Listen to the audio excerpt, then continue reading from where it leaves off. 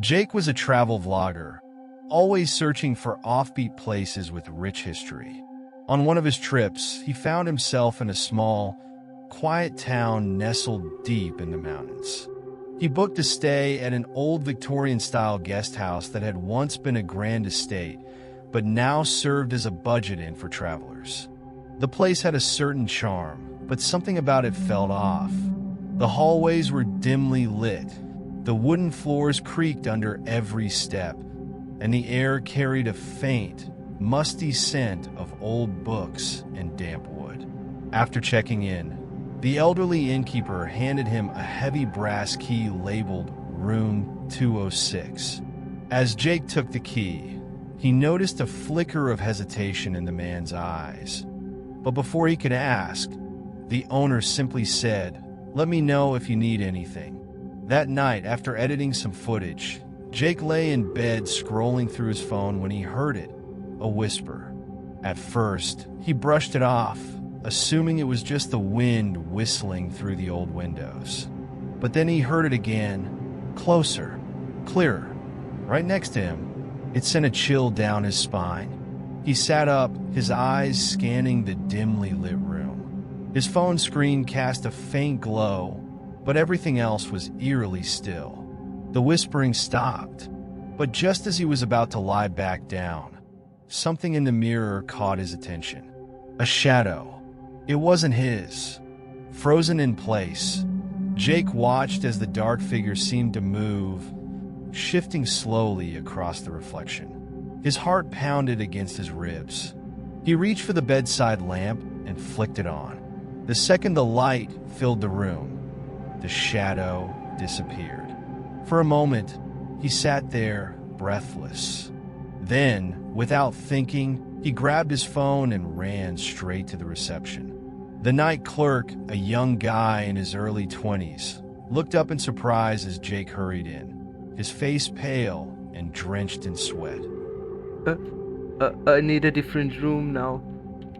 The clerk hesitated before quietly asking, Were you in 206? Jake's stomach dropped. Yeah?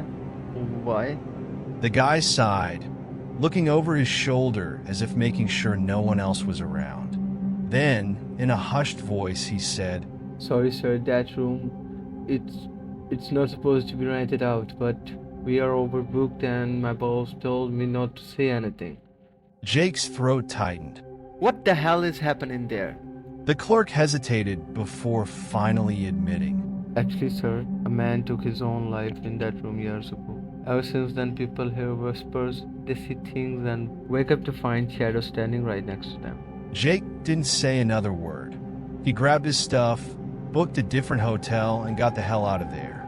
As his car sped away from the eerie guest house, one terrifying thought lingered in his mind.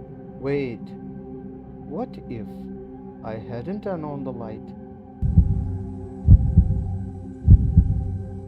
Mike had always felt uneasy about his basement. It wasn't just the usual discomfort people felt in dark, enclosed spaces.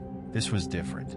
Every time he stepped down the creaky wooden stairs, an unshakable feeling washed over him, like someone was watching from the shadows. At first, he tried to ignore it. He chalked it up to overactive imagination, maybe even childhood fears lingering into adulthood. But as the years passed, the feeling never went away. In fact, it got worse. Small things started happening. Lights flickering, objects shifting slightly, a faint scratching noise from the farthest corner. His cat, Whiskers, refused to go anywhere near the basement door. Whenever it was left open, she would sit a few feet away, ears pinned back, staring as if she saw something that no one else could. One evening, Mike decided to finally put his fears to rest. He installed a security camera in the basement, hoping that seeing the empty room on screen would ease his nerves. That night, as he sat on his couch watching the live feed on his phone, his stomach dropped. There was something standing at the base of the stairs. A black figure, motionless, its form barely distinguishable from the darkness around it. It had no features, no details, just an eerie, looming silhouette. Mike's breath hitched.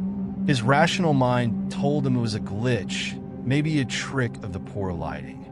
But deep down, he knew better. Just as he was mustering the courage to investigate, Whiskers suddenly let out an ear-piercing screech. She arched her back for standing on end and then bolted from the room, disappearing upstairs as if fleeing from something unseen. Mike's hands trembled as he turned back to his phone screen. The figure was gone. His heart pounded. Taking a deep breath, he grabbed a flashlight and forced himself to go downstairs. The air grew heavier with each step, the temperature noticeably colder. He reached the bottom and scanned the basement. Nothing, but something didn't feel right. Then, out of the corner of his eye, he noticed the dust on the floor. There were footprints, and they weren't his. Mike didn't sleep that night. The next day, he called a professional to seal off the basement permanently. He refused to go down there again, and to this day, he doesn't know what he saw that night. He just knows one thing. Something was down there, and it was watching him.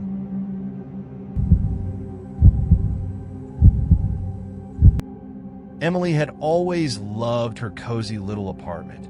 It wasn't fancy, but it was home, nestled in an old building from the early 1900s.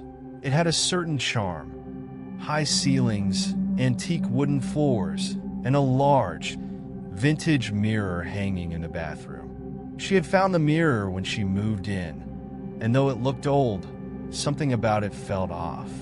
One evening, her best friend, Claire, came over for a movie night. They laughed, ate popcorn, and chatted about everything. At one point, Claire excused herself to use the bathroom. A few minutes passed, then a few more. When Claire finally stepped out, Emily immediately noticed that something was wrong. Her face was pale, her hands trembling slightly. Claire, are you okay? Emily asked, concern creeping into her voice. Claire didn't respond at first. She just stood there, staring at Emily like she had seen a ghost. I need to go. Claire finally muttered, grabbing her bag in a hurry. Emily blocked the door. Wait, what happened? Claire hesitated, then whispered, "I saw someone in the mirror." Emily frowned. What do you mean? Claire's voice was barely audible. When I looked in the mirror, I saw a woman standing right behind me. She was pale, wearing an old-fashioned dress, and her eyes, Claire shuddered. They were completely black, but when they turned around, there was no one there. A chill ran down Emily's spine. Are you sure it wasn't just? Claire shook her head violently. No, it wasn't my imagination. She was there. I'm never coming back here, Em. Ever. With that, Claire left, practically running out the door. Emily stood there for a moment, trying to process what she had just heard. Then, slowly, she turned toward the bathroom. The door was still open. The mirror faced her directly. Her heart pounded as she took a cautious step forward. The room was empty, but as she gazed into the glass, she could have sworn she saw something move behind her. That night, she covered the mirror with a sheet, and the next morning, she threw it out. That's it for today's video. This was my first ever video, and I really hope you guys liked it. If you enjoyed these creepy stories, make sure to hit that like button, share it with your friends, and don't forget to subscribe for more terrifying tales. Also, let me know in the comments, have you ever experienced something paranormal? I'd love to hear your stories. See you in the next one. If you dare,